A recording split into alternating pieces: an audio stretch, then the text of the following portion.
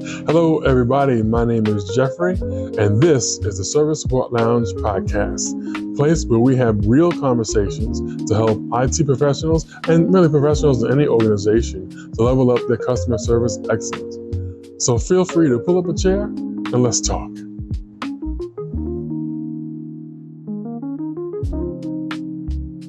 Today is episode number 4. We're titling it The Secret Power of Empathy and Why It's Your Strongest Professional Weapon. If you work in service, you've probably had a moment where someone unloaded on you. Maybe they were angry, it could have just come from burying a loved one, maybe they were scared or disappointed over something, maybe they were just having a terrible day. And somehow, in the middle of all that mess, you managed to stay calm. You lowered your voice, you were direct and to the point, you chose your words very carefully, and you successfully resisted the urge to snap back.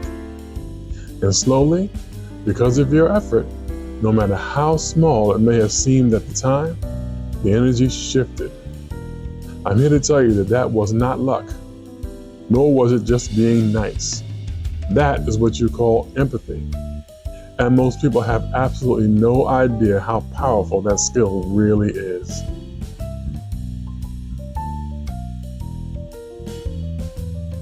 Let's clear up some misconceptions about the word.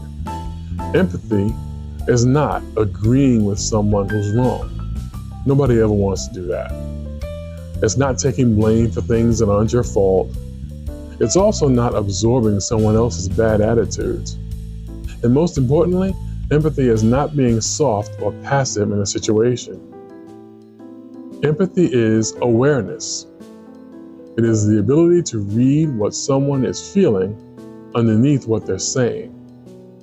So when a customer says something like, "This is ridiculous," sometimes what they actually mean is, "I'm feeling out of control. I'm embarrassed. I'm stressed. I don't quite understand what's happening." So empathy is recognizing that. And when you respond to the emotion, not just the words, you change the entire direction of the interaction. In fact, instead of reacting, you stabilize. That's not weakness. That's leadership in real time.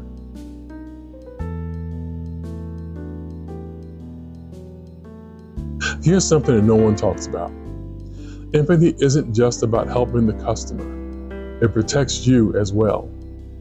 When you learn to recognize that someone's anger isn't about you, even when it's directed at you, you stop carrying it home. That shift alone changes everything. Instead of thinking, "Well, they attacked me," you start thinking things like, "Well, they're overwhelmed, they're stressed, they're frustrated." And that mental separation reduces emotional exhaustion for you. You're no longer absorbing every comment as a personal hit. You understand what's happening.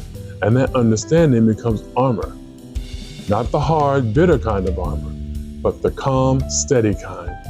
And calm people don't burn out as fast.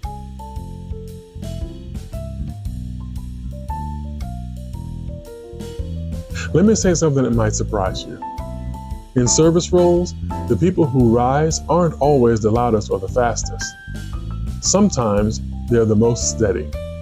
They're the ones who can de-escalate, reframe tension, lower temperature in the room, keep conversations productive, and they're able to make good use of their influence. And influence builds reputation. Managers are well aware of who has the ability to stabilize chaos. Teammates will subconsciously gravitate toward those who handle pressure well. Customers remember who made them feel heard and understood. Empathy builds trust, trust builds authority, and authority builds opportunity. That is how careers grow quietly and powerfully. Now, to be clear, that's not to suggest that all you need to do to grow your career is to be empathetic.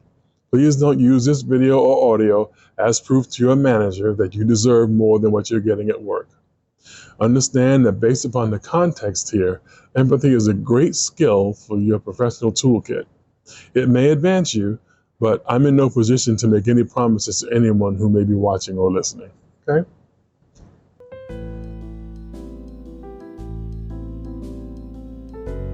Now let's address the dangerous misunderstanding. Empathy does not mean tolerating disrespect. You can understand someone's frustration and still say things like, I want to help you, but I need us to keep this respectful. You can validate feelings without accepting abuse. I can recall an interaction from a few years ago where a customer of mine was panicking because she wasn't able to understand how to use a piece of equipment in her home that she needed for work. She was so frantic that I couldn't even understand what the actual problem was to try to help her out, right? And to be honest with you, with all the name calling she was doing, it was really hard not to call her a few choice words myself and hang up the phone. But instead, I listened for her to get all of her frustration out, aka I waited for her to stop talking. Then I explained that I couldn't do anything about her past experience. However, here's my plan for resolving our current situation. And that actually worked. She calmed down, she explained the difficulty that she was having, and we were able to work together to get her going. And honestly, developing that balance, caring without collapsing, is one of the most powerful growth stages in a service professional's career. Now that was one example. They don't all look the same, right? Sometimes you're working with people who prefer venting over being assisted. That happens, but here's what's real. Empathy without boundaries drains you. Empathy with boundaries strengthens you. When you learn that difference, your confidence changes. You stop feeling like a punching bag and you start feeling like the professional that you are.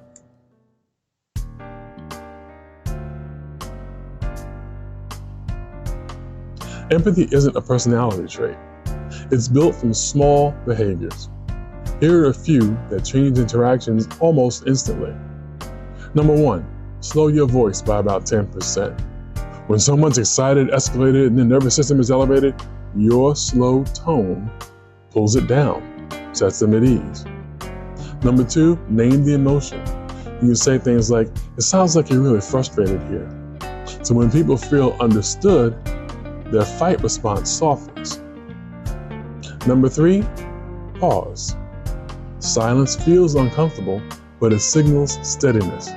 You are not reacting here, you're simply choosing. You're giving a chance for things to kind of float in the air and soften so that your responses can be calculated. Number 4, separate yourself from the issue. Instead of, I'll fix it, try, let's solve this together. When you say things like that, the shift in the dynamic makes the adversarial turn to collaborative. Number 5, reset between all interactions. Do not carry one call into the next. Drop your shoulders, exhale, start clean, and realize that the past is the past and you're moving on to the next situation.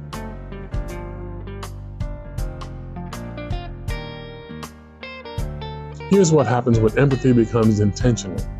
You stop dreading difficult people. You recover faster from tough conversations. You build internal credibility. You feel less reactive and more grounded. And something subtle happens.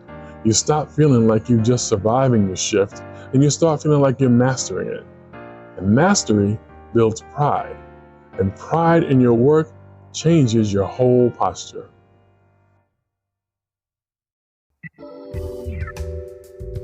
For the big picture, empathy is not soft, it's strategic. It reduces conflict, it increases trust, it improves customer experience, it builds internal leadership potential. It protects your mental energy, and in a world that feels loud and reactive, being steady is powerful. And in service work, steady wins.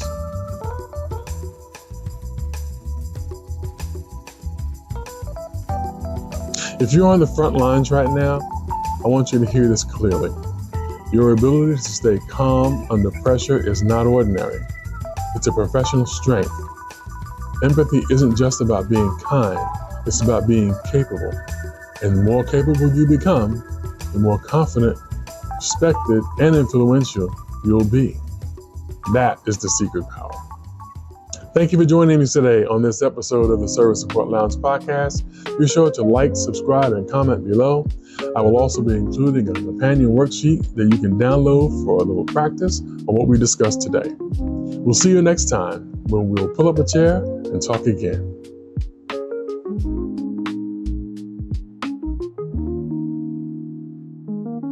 you.